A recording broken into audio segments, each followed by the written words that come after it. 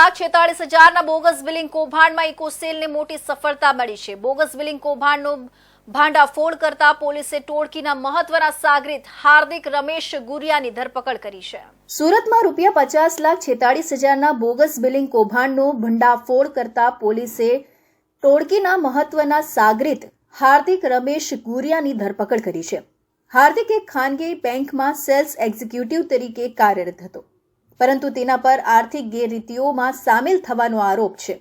હાર્દિક ગુરિયાએ પરિલ tax અને લીલા trading નામની બોગસ પેઢીઓ ઊભી કરી હતી, જ્યાં તે પેઢીના જીએસટી નંબરો અને અન્ય ડોક્યુમેન્ટ્સની ચકાસણી કર્યા વિના આ કૌભાંડમાં જોડાયો હતો।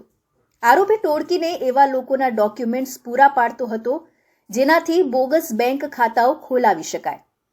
આ ખોટા ખાતાઓના આધારે બોગસ બિલિંગ કરવામાં આવ્યું હતું અને સરકારના જીએસટી નિયમોની અવહેલના કરીને ટેક્સ ક્રેડિટ મેળવી લેવાયો હતો। ટોળકીએ લોકોને વીમો કાઢવા માટે ધાક્યા હતા અને તેમના પાસેથી ડોક્યુમેન્ટ્સ મેળવ્યા હતા। આ ડોક્યુમેન્ટ્સનો ઉપયોગ બોગસ પેઢી ઊભી કરવા માટે કરવામાં આવ્યો હતો। બેંક ખાતાઓમાં આધાર કાર્ડ અને જોડાયેલા નંબર પણ ખોટા લખવામાં આવ્યા હતા, જેથી તપાસ દરમિયાન ભ્રમ સર્જી શકાય।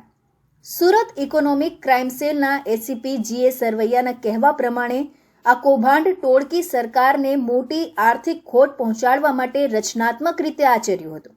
હાલ પોલીસે હાર્દિક ગુરિયાને કાયદાની કેદમાં લઈ આગળની તપાસ હાથ ધરી છે।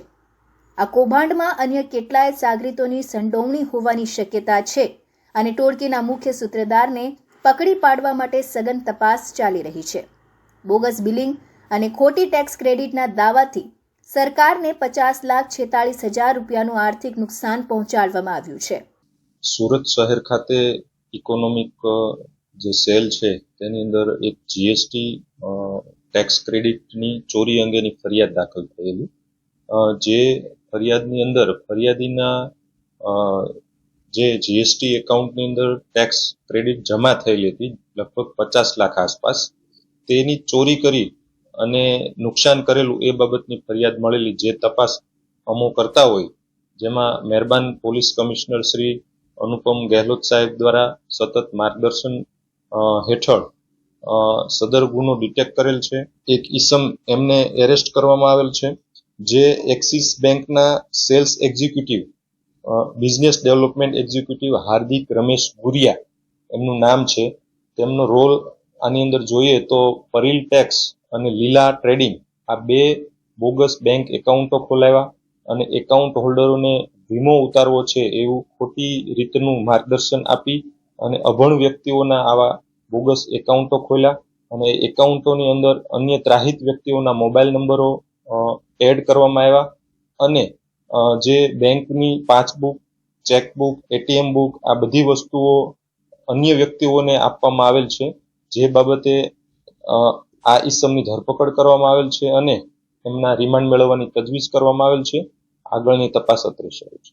આ કૌભાંડનો મુખ્ય હેતુ ટેક્સની અવહેલના કરીને નાણાકીય લાભ મેળવવાનો હતો। આ કેસમાં હાર્દિક ગુરિયાની ધરપકડ સાથે પોલીસે ટોળકીના મકાન ચિત્રનો પર્દાફાશ કર્યો છે અને આ કેસમાં વધુ ખુલાસા થવાની સંભાવના છે।